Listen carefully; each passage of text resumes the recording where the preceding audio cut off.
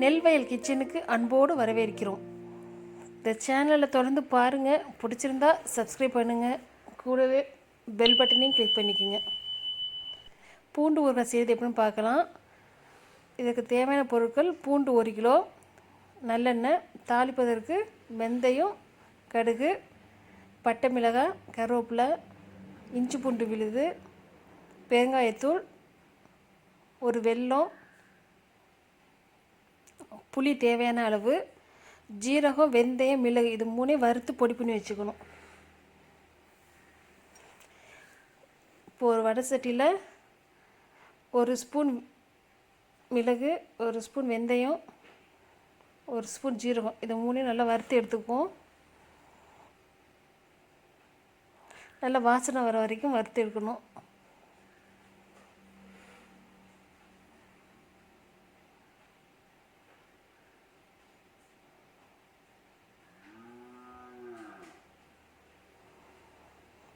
நல்லா வறுத்து எடுத்தாச்சு.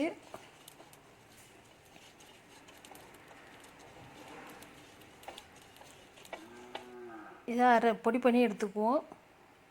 இப்போ அடுப்பை பற்ற வச்சுக்குவோம். நல்லா கனமான பாத்திரம் எடுத்துக்கலாம். எண்ணெய் காஞ்சிருச்சு. இதில் கடுகு, வெந்தயம் ரெண்டையும் போட்டு தாளிச்சுக்குவோம். பட்டை மிளகாய் போட்டுக்கலாம். ஒரு 10 பட்டை மிளகாய் புட்டு இது மாதிரி போட்டுக்கணும். கருவேப்பிலை,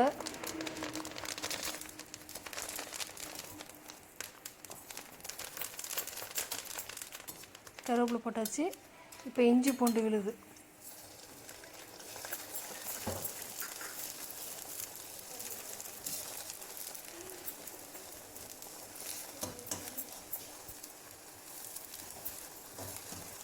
நல்லா பச்சை வாசனை போகிற வரைக்கும் நல்லா வதக்கி எடுத்துக்கலாம். நல்லா வதங்கிடுச்சு. இப்போ பூண்டை கொட்டிக்கலாம். பூண்டு 1 கிலோ. நல்லா இந்த எண்ணெயிலே ஒரு 10 நிமிஷம் நல்லா வேகட்டும். நல்லா வெந்து வந்துடுச்சு. இப்போ அந்த கலருக்காக கொஞ்சமாக மஞ்சள் சேர்த்துக்கலாம்.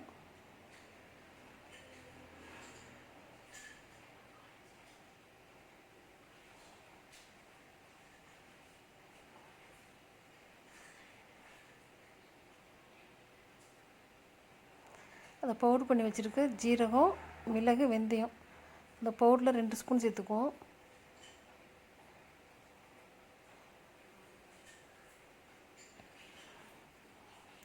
நல்லா கலந்து விட்டுக்கலாம்.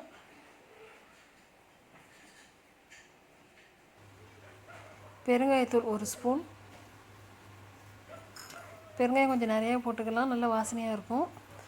மிளகாய்த்தூள் ஒரு 3 ஸ்பூன் போட்டுக்குவேன். நல்லா கலந்து விட்டுக்கலாம். இப்போ தேவையான அளவு புளி தண்ணி ஊற்றிக்கலாம். அப்போ புளிப்புக்கு தகுந்த மாதிரி கொஞ்சம் கூடவே ஊற்றிக்கலாம்.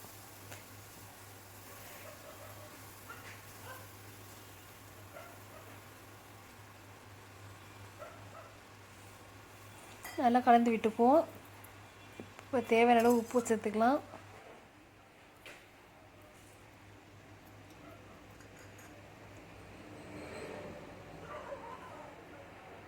நல்லா கலந்து விட்டுட்டு நல்லா கொதிக்க விடலாம். தண்ணியெல்லாம் வற்றி நல்லா கொதித்து வந்துடுச்சு.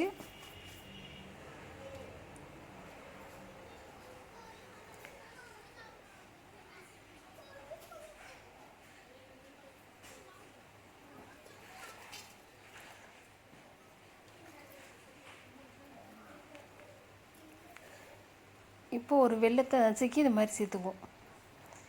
சேர்த்து நல்லா கரையிற வரைக்கும் வேக வச்சு எடுத்துருவோம். நல்லா எண்ணெயெல்லாம் பிரிஞ்சு ரெடி ஆகிடுச்சு. ஊறுகாய் ரெடி ஆகிடுச்சு.